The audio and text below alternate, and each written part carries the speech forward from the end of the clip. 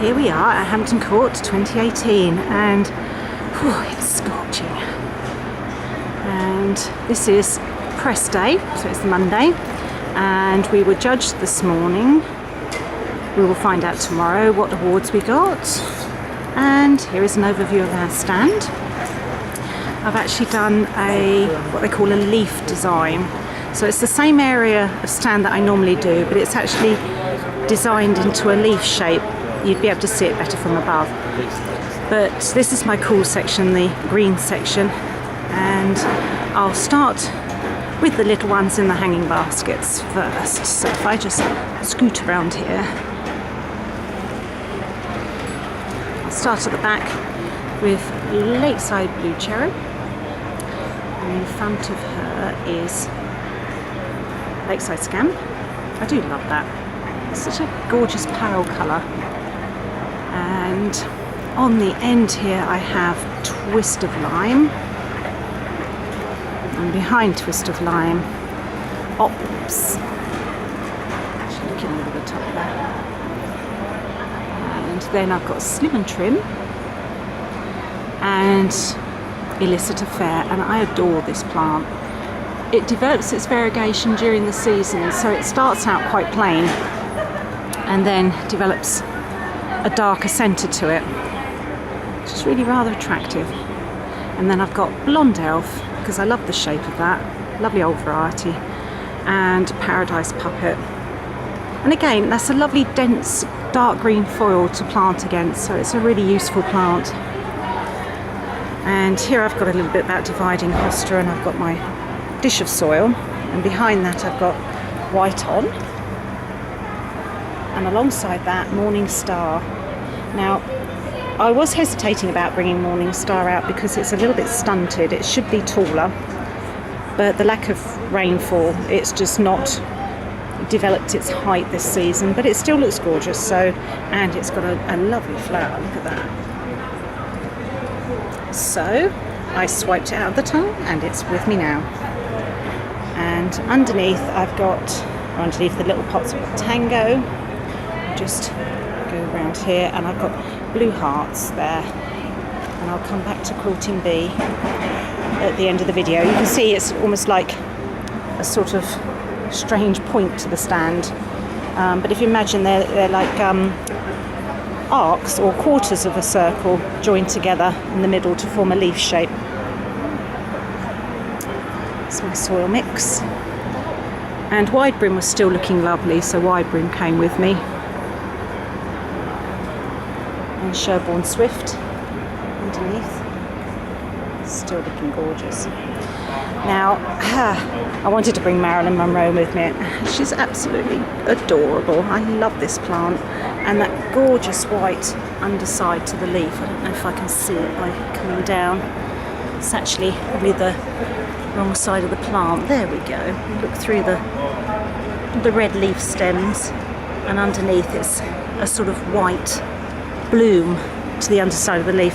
So if you couple that with the lovely rippled effect, you can see how the plant was given the name Marilyn Monroe. It's to go with the picture of her standing over the grating blowing with the underground, the tube metro. No, what do they call it? Can't remember. The underground network in New York, and she's standing above the grating and the wind blew up and blew her skirt, and that's kind of where the inspiration for the name came from apparently. And then we have Praying Hands again, and Olive Bailey Langdon's still looking lovely, so Olive came too. And I've bought Vulcan again. The problem is this time of year I do get short of time between shows to actually swap plants out, and so quite often there's a bit of duplication. But I bought Vanilla Cream out with me because I don't bring this one out very often, but it's got the most gorgeous leaf to it. Very round. It's a great companion plant to grow with blue mouses, which I haven't got with me. But I've got Blue Wedgwood, and I can't recall the last time I exhibited this particular cultivar, but it just sung out in the tunnel. The blue was just incredible. So I thought, you've got to come, especially when I can marry you next to Moonlight, just to bring those colours out. It's stunning.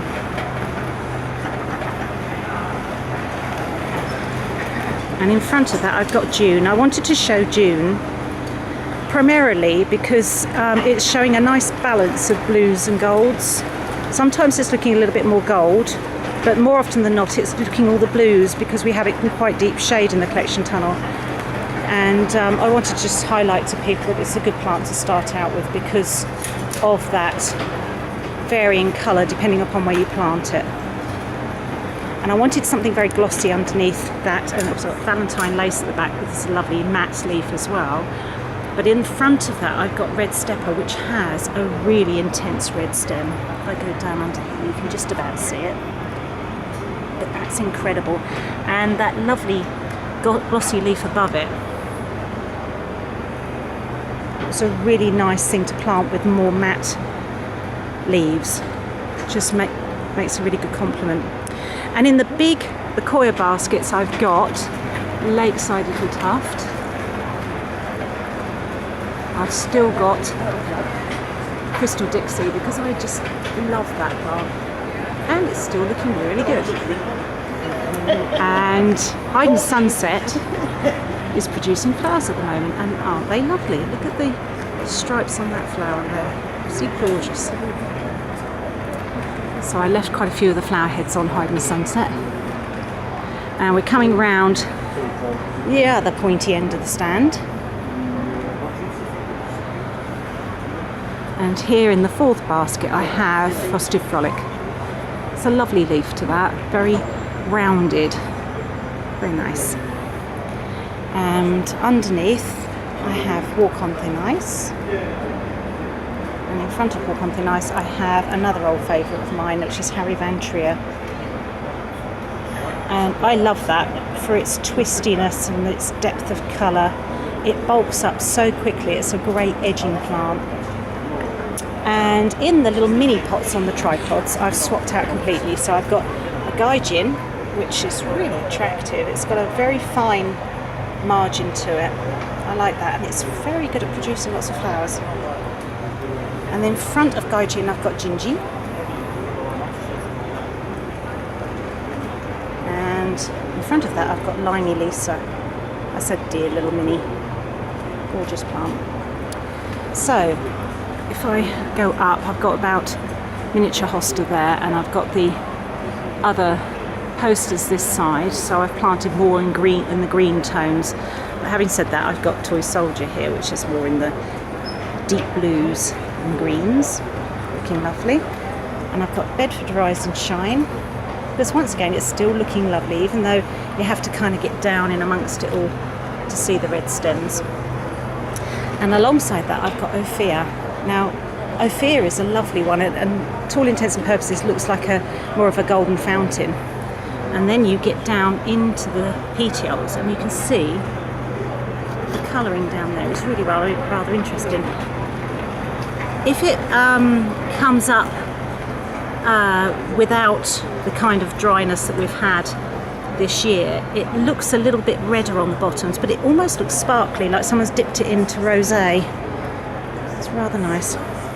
And then we've got Yellow River, looking majestic at the back. And I've put Forbidden Fruit front and centre this time. It's mainly because it's producing flowers.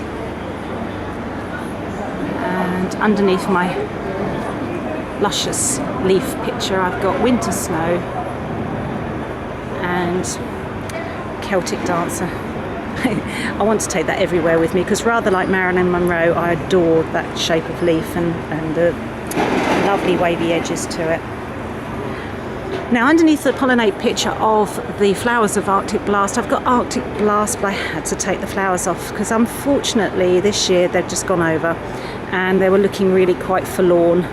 So they came off, which is a real shame. But never mind. And then we have Feather Boa and Slim and Trim and Lakeside Downsized underneath in the pond, as I did at Birmingham actually, exactly the same arrangement. And then I have Katie Q, and finishing off with the beautiful Courting Bee.